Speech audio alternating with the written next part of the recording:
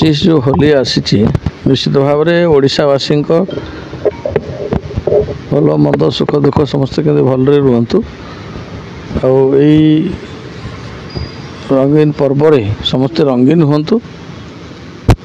आगामी दिन में समस्ते ओडावासी 4.5 कोटी ओडिया ठीक रे रहिबे से जगन्नाथ को प्रार्थना कर। नुआ सरकार नुआ रंग लगिला देखुं देखो आमर सरकार को प्रथम होली निश्चित भाव में गोटे खुशी कथा यहाँ ओडावासी जो आशा भरसा भोट देकी डबल इंजिन सरकार को आनी आगामी दिन में ये रंग निश्चित भाव में समस्त ओडिया संगे लगिक